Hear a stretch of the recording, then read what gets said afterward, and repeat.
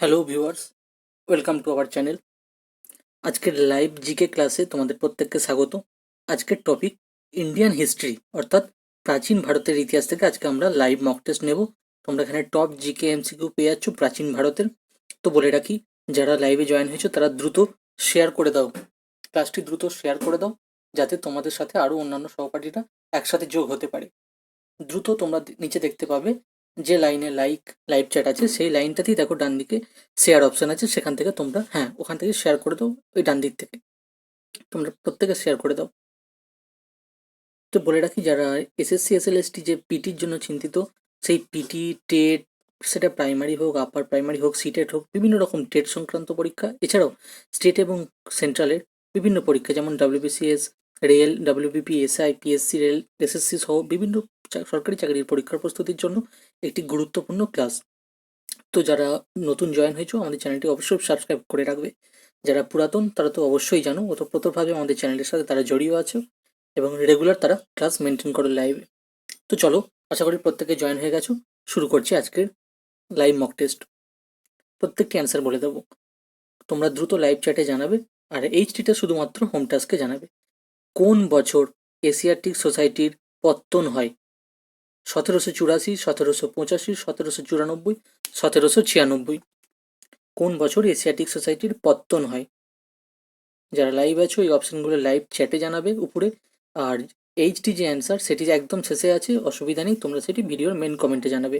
আর যারা লাইভের পরে ক্লাস করছো, কোনো কারণে লাইভ জয়েন হতে পারোনি বা পরে দেখছো অনেকদিন পর বা কয়েকদিন পর দেখবে, তারা কি করবে, তারা প্রত্যেকটি প্রশ্নের অ্যান্সার চেষ্টা করবে ভিডিওর মেন কমেন্টে দিতে। প্রথমেই বলে রাখি, তাহলে তোমাদের সুবিধা হবে।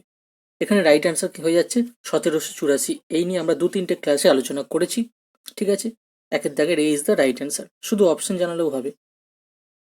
2 নম্বরে, সিন্ধু সভ্যতার প্রাচীন বন্দর কোনটি ছিল? হরপ্পা, লোথাল, ধোলাভিরা, সুরকোটাডা। তার সিন্ধু একটি সভ্যতা, এই সভ্যতার প্রাচীন বন্দর কি ছিল? এই 4টি অপশনের মধ্যে রাইট অ্যান্সার হয়ে যাবে Lothal. Lothal is the right answer. Next, তাহলে লোথাল, এখানে বলে রাখি প্রশ্নটা ঘুরিয়ে যদি দেয়, লোথাল কোন সভ্যতার প্রাচীন বন্দর? সিন্ধু সভ্যতার। 2 নম্বর, লোথাল কি? লোথাল একটি প্রাচীন বন্দর, আর এটি প্রাচীন বন্দরটির নাম কি? লোথাল। এটি কোন সভ্যতা? সিন্ধু সভ্যতা। 3টে প্রশ্ন এখান থেকে হতে পারে। নেক্সট, 3 নম্বরে, গৌতম বুদ্ধ কোথায় নির্বাণ লাভ করেছিলেন? Lumbini, Sarnath, Kushinagar, Bodh Gaya. Most repeated question প্রাচীন ভারতের এই টপিক থেকে, এই টপিকটি গুরুত্বপূর্ণ। এখানে বলে রাখি, এখানে রাইট অ্যান্সার কি হয়ে যাবে? বোধগয়া। হ্যাঁ, সঠিক দিচ্ছ তোমরা, D is the right answer. প্রত্যেকে যারা লাইভে আছো প্রত্যেকেই লাইভ চ্যাটে অংশ নাও, যেহেতু তোমরা লাইভে আছো, ঠিক আছে? আর এইচটিটা প্রত্যেকেই তোমরা ভিডিওর মেন কমেন্টে অবশ্যই জানাবে, যারা লাইভে আছো বা লাইভের পরে প্রত্যেকে জানাবে। 3-এর দাগে ডি ইজ দ্য হয়ে গেল রাইট অ্যান্সার, ডি এরটা। নেক্সট, 4 নম্বরে, নিম্নলিখিত কে দিন ই ইলাহির সদস্য হন? রাজা মানসিং, টোডরমল, তানসেন, রাজা বীরবল। এই 4জনের মধ্যে কে দিন ই ইলাহির সদস্য হন? এখানে রাইট অ্যান্সার হয়ে যাবে ডি এরটা, রাজা বীরবল। তাহলে রাজা বীরবল দিন ই ইলাহির সদস্য হন। নেক্সট, মানুষের আবিষ্কৃত প্রথম ধাতু কি ছিল? মানুষের আবিষ্কৃত প্রথম ধাতু কি ছিল? ব্রোঞ্জ, অ্যালুমিনিয়াম, তামা, লোহা।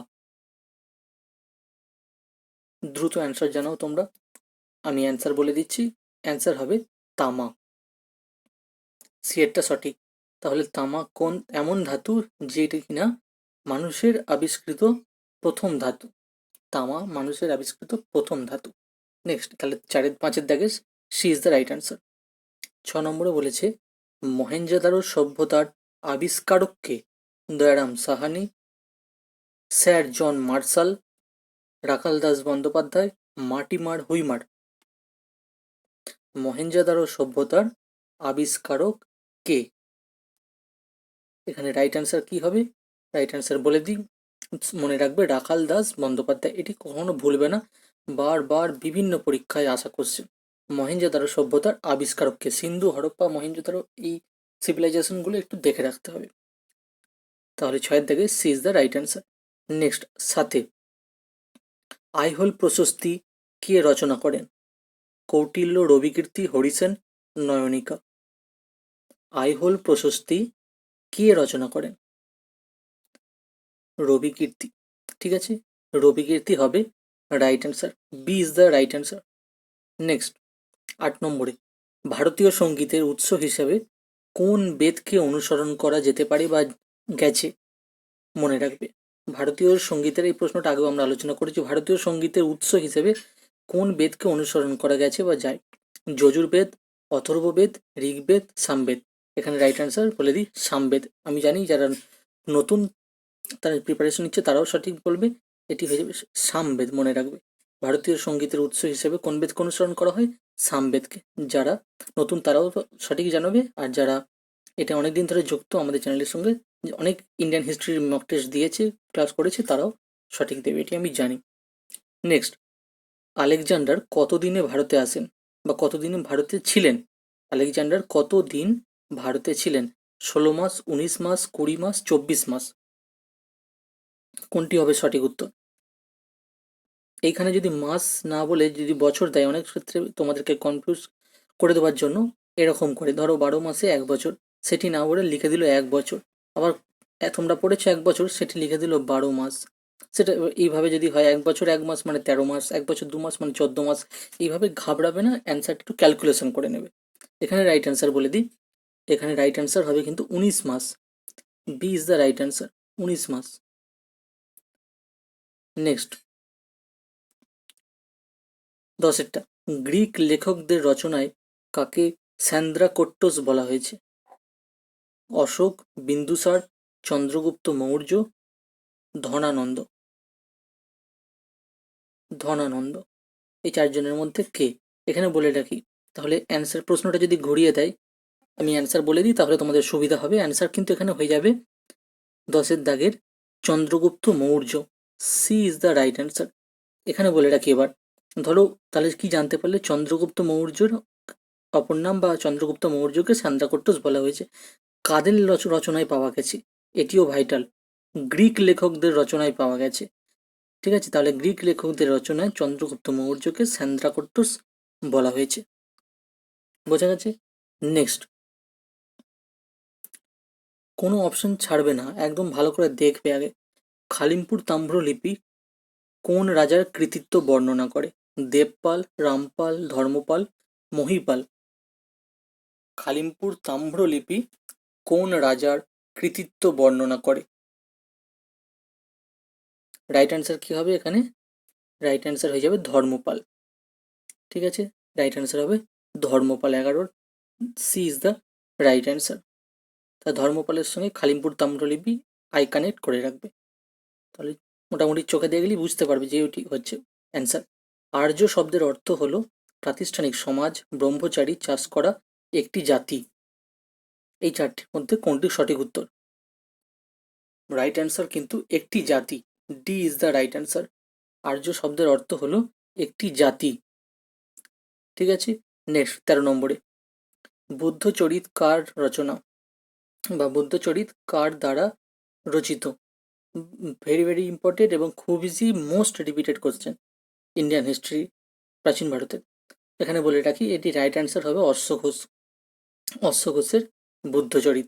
যেমন আরেকটি কি অ্যান্সার আছে, কলহন। কলহনের রাজতরঙ্গিনী, এটি বারবার আসে। ঠিক তেমন মনে রাখবে আর্যভট্ট, বড়া হোসেন, আর এরকম দেখে রাখতে হবে। ঠিক আছে, আর্যভট্ট দেখে রাখতে পারো, বুদ্ধচরিত, কলহন, রাজতরঙ্গিনী, এরকম কয়েকটি তোমরা দেখে রাখবে। অনেক আছে, তবু যেগুলো বারবার রিপিটেড সেগুলোই বলছি, এগুলো একটু ভালো করে দেখতে হয়।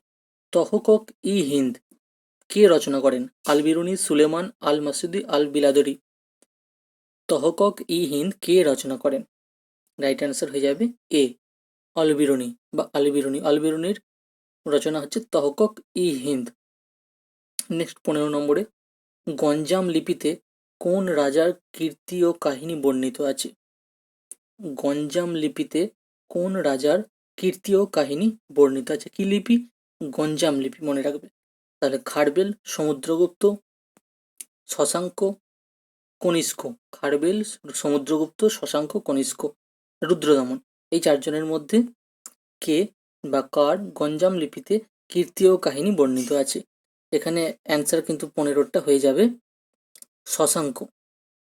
তাহলে গঞ্জাম লিপিতে শশাঙ্কের বা শশাঙ্ক রাজার কীর্তি ও কাহিনী বর্ণিত আছে। নেক্সট 16 নম্বরে, কোন দেশের সঙ্গে সিন্ধু সভ্যতার মানুষদের ব্যবসা বাণিজ্যের উল্লেখ পাওয়া যায়? কোন দেশের সঙ্গে সিন্ধু সভ্যতার মানুষদের ব্যবসা বাণিজ্যের উল্লেখ পাওয়া যায়? রাশিয়া, সুমের, চীন, ইরান। এখানে অপশন দেখেই বোঝা যাচ্ছে কোনটি হতে পারে। Right answer Sumer, B is the right answer. ঠিক আছে, নেক্সট 17, মগধের কোন শাসক সোনিয়া নামে পরিচিত ছিলেন? মগধের কোন শাসক সোনিয়া নামে পরিচিত ছিলেন? বিম্বিসার, অজাতশত্রু, মহাপদ্মনন্দ, চন্দ্রগুপ্ত। বিম্বিসার, অজাতশত্রু, মহাপদ্মনন্দ, চন্দ্রগুপ্ত। কে সোনিয়া নামে পরিচিত ছিলেন? তিনি মগধের রাজা। এখানে অপশন হয়ে যাচ্ছে বিম্বিসার। 17, এ ইজ দ্য রাইট অ্যান্সার। তাহলে বিম্বিসার কোথাকার শাসক ছিলেন? মগধের শাসক। ঠিক আছে, মনে রাখবে। অ্যান্সার প্রশ্নের মধ্যেই অ্যান্সার অনেক হতে পারে। বিম্বিসার মগধের রাজা ছিলেন বা শাসক ছিলেন। ঠিক আছে, আর বিম্বিসার সোনিয়া নামে পরিচিত ছিলেন। ঠিক আছে, মনে রাখবে। তাহলে মগধের কোন শাসক সোনিয়া নামে পরিচিত? বিম্বিসার। বা বিম্বিসার কোথাকার শাসক? মগধের। এরকম প্রশ্ন বিভিন্নভাবে ঘুরিয়ে আসতে পারে। 18 নম্বরে, কার সময়কালে চতুর্থ বৌদ্ধ সঙ্গীতি অনুষ্ঠিত হয়েছিল? প্রথম চন্দ্রগুপ্ত, অজাতশত্রু, অশোক, কনিষ্ক। কার সময়কালে চতুর্থ বৌদ্ধ সঙ্গীতি অনুষ্ঠিত হয়েছিল? এখানেও অ্যান্সার বলে দেওয়ার পর প্রশ্ন অন্য আরেকটি কি হতে পারে এখান থেকে সেটিও জানিয়ে দিচ্ছি। 18-র অ্যান্সার হবে কিন্তু কনিষ্ক। 18-র দাগে D is the right answer. তাহলে কনিষ্কের সময়কালে চতুর্থ বৌদ্ধ সঙ্গীতি অনুষ্ঠিত হয়েছিল। ঠিক আছে, যদি বলে কনিষ্কের আমলে কততম বৌদ্ধ সঙ্গীতি অনুষ্ঠিত হয়েছিল? চতুর্থ। ঠিক আছে, যদি বলে আরো অনেক হতে পারে। আর এটা কি চতুর্থ কি সঙ্গীতি? বৌদ্ধ সঙ্গীতি। নেক্সট 19, রুদ্রদমন কোন বংশের রাজা ছিলেন? কুষাণ, পল্লব, শক, মৌর্য। কুষাণ, পল্লব, শক, মৌর্য।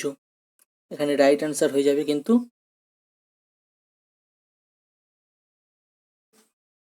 রুদ্রদমন।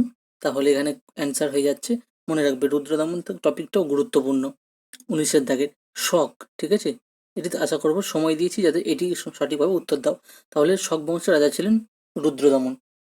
নেক্সট কোশ্চেন 20 নম্বরে, কোন রাজা বা কোন রাজবংশের সময়কালে, ভেরি ভেরি ইম্পর্টেন্ট, কোন রাজবংশের সময়কালে গান্ধার শিল্প সর্বোত্তম উন্নতি করেছিল? কোন রাজবংশের সময়কালে গান্ধার শিল্প সর্বোত্তম উন্নতি করেছিল? শুঙ্গ, কুষাণ, মৌর্য, গুপ্ত। খুব গুরুত্বপূর্ণ কোশ্চেন। কোন শিল্প কোথায় উন্নতি করেছিল, কোন জায়গায় বা কোন বংশের সময়কালে, সময়কালটা কি, এগুলো একটু ইতিহাসের মধ্যেই সব আছে, একটু সজাগভাবে পড়তে হয়। এখানে 20-র দাগে রাইট অ্যান্সার কিন্তু হয়ে যাবে Maurya. C is the right answer. Maurya রাজবংশের সময়কালে গান্ধার শিল্প সর্বোত্তম উন্নতি করেছিল। সর্বোত্তম, প্রশ্ন অনুযায়ী যেটা হচ্ছে। নেক্সট, আড়াই দিন কা ঝোপড়া নির্মাণ করেন কে? ফিরোজ শাহ তুগলক,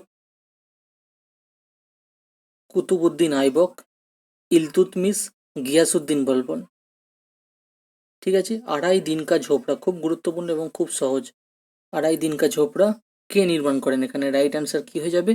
21-এরটা কুতুবুদ্দিন আইবক। কুতুবুদ্দিন আইবক নির্মাণ করেন আড়াই দিন কা ঝোপড়া। নেক্সট 22-এর, অর্থাৎ তোমাদের এটি হোম টাস্ক। যারা লাইভে আছো তারা প্রত্যেকে ভিডিওর মেন কমেন্টে গিয়ে অ্যান্সারটি দেবে। লাইভ চ্যাটে না দিয়ে ভিডিওর মেন কমেন্টে এইচটি উল্লেখ করবে। প্রশ্ন ছিল, কবির কার শিষ্য ছিলেন? রামানন্দ, শঙ্করাচার্য, বল্লভাচার্য, মহাবীর। কবির কার শিষ্য ছিলেন? এই 4টি অপশনের মধ্যে যেটি সঠিক উত্তর তোমরা ভিডিওর মেন কমেন্টে গিয়ে জানো, এইচটি বলে উল্লেখ করবে। আর 4টি অপশনের মধ্যে কি হবে সেটি তোমরা জানাবে। এখানে বলে রাখি যারা নতুন তাদের উদ্দেশ্যে, আমাদের টেলিগ্রাম চ্যানেলে এর সঠিক উত্তর তোমরা পেয়ে যাবে কুইজ আকারে। এর আগেও আমরা বহুবার দিয়েছি। অল টেট পিটি টেলিগ্রামে গিয়ে সার্চ করবে, অল ক্যাপিটালে অল টেট পিটি হাইপেন দিয়ে যেভাবে লিখছি সেইভাবেই তোমরা সার্চ করে আমাদের টেলিগ্রাম চ্যানেলে জয়েন হয়ে যাবে। সেখানে আমাদের ইউটিউব ক্লাসের আপডেট তোমরা পাবে। এছাড়াও বিভিন্ন কুইজ, বিভিন্ন মক টেস্ট, বিভিন্ন রকমভাবে তোমরা সেখানে প্রেজেন্ট থাকে, তোমরা সেখানে অংশ নিতে পারো।